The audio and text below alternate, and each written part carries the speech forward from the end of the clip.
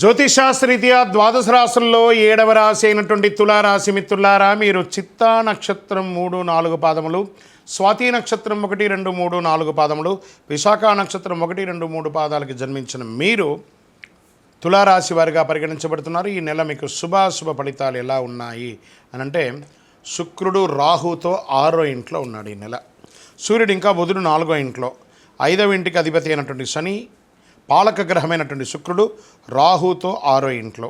చాలా రోజులుగా మీరు ఎదురు చూస్తున్నటువంటి ఆ శుభ సమయం తులారాశి వారికి ఆసనమైపోయింది. సమాజంలో గణనీయమైనటువంటి పేరు ప్రఖ్యాతులు పెరుగుతుంది. సమాజంలో ఉన్నత స్థాయి వ్యక్తుల యొక్క పరిచయాలు పెరుగుతుంది. తులారాశి మిత్రులారా, ఎప్పటి నుంచో కోర్టు వ్యవహారాల్లో ఉన్నాయి చూసారా, ఆ చిక్కులన్నీ తొలగిపోతుంది. రియల్ ఎస్టేట్ రంగం వారికి అద్భుతంగా ఉంటుందని కూడా చెప్పచ్చు. ఉద్యోగం చేసే చోట సహ ఉద్యోగుల దగ్గర నుంచి మంచి పేరు ప్రఖ్యాతులు పొందుతారు. వాళ్ళ యొక్క సపోర్ట్ ఉంటుంది. పై అధికారులు మిమ్మల్ని ప్రశంసిస్తారు. గౌరవ మర్యాదలు పెరుగుతుంది, ప్రమోషన్స్ పెరుగుతుంది, ఇంక్రిమెంట్స్ పెరుగుతుంది. ఎన్నో రోజులుగా మీరు కోరుకుంటున్నటువంటి ట్రాన్స్ఫర్స్ దొరుకుతుంది. మీకు అవార్డ్స్ కూడా పొందే అవకాశాలు ఉన్నాయి.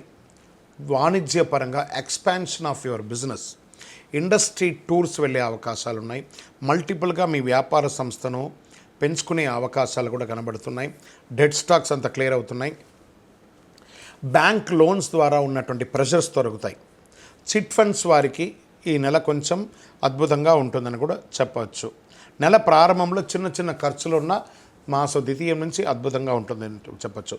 కొత్త ప్రయత్నాలు ఆపండి, కొత్త ప్రయత్నాలు చేయకండి, ఆపండి. కొత్త బట్టలు, ఆభరణాలు తదనంతర తానే ఏదో విధంగా వచ్చేస్తుంది. గిఫ్ట్గా రావచ్చు లేదా కొనవచ్చు. ఏదైనా సాధించాలనే సంకల్పం మీలో ఏర్పడుతుంది. పాత వాహనాన్ని మార్చి కొత్త వాహనం కొంటారు. భార్యాభర్తల మధ్య అన్యోన్యత పెరిగిపోతుంది. విడిపోయిన దంపతులు కలుస్తారు. కొందరికి పిల్లల భాగ్యం కలుగుతుంది. శుభకార్యాల్లో పాల్గొంటారు. కుటుంబంతో కలిసి విందు వినోదాలకి పాల్గొంటారు. సమాజంలో మీ పట్ల గౌరవం పెరుగుతుంది. ఒక అడుగు ముందుకు వేస్తారు. తండ్రి వైపు బంధువుల నుంచి వచ్చే ఆస్తులు కలిసి వచ్చే అవకాశాలు ఉన్నాయి.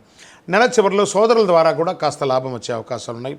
మహిళలకి అనేక విధాలుగా పురోగతి అని కూడా చెప్పచ్చు. ఉద్యోగం చేసే మహిళలకి, వ్యాపారం చేసే మహిళలకి మంచి సమయం కూడా చెప్పచ్చు. పెరుగుదల కూడా ఉంటుంది. ఆరోగ్య సమస్యలు, ఒక విధమైనటువంటి ఖర్చు పెరుగుతుందని కూడా చెప్పచ్చు. విద్యార్థులకి ఇది చాలా బాగుంటుంది. రాజకీయ నాయకులకి ఇది యోగకాలం. షేర్ మార్కెట్ అద్భుతంగా ఉందని చెప్పచ్చు. వ్యవసాయం బాగా ఉంది.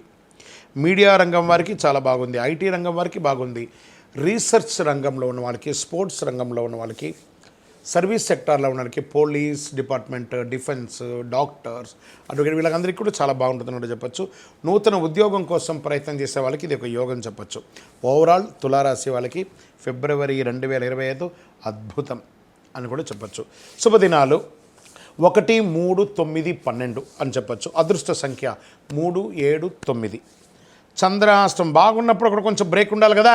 చంద్రాష్టమ దినాలు అనుకుంటే ఫిబ్రవరి 6వ తారీఖున సాయంత్రం నుండి 8వ తారీఖున రాత్రి వరకు చంద్రాష్టమం ఉంటుంది. కాబట్టి ఈ 2.5 రోజులు జాగ్రత్తగా ఉండండి. సంతకం పెట్టేటప్పుడు, ఇతరులతో మాట్లాడేటప్పుడు, వాహనం నడిపేటప్పుడు జాగ్రత్త. సరే, ఏమైనా పూజించాలా దేవుని అంటే 100% పూజించాలి కదా.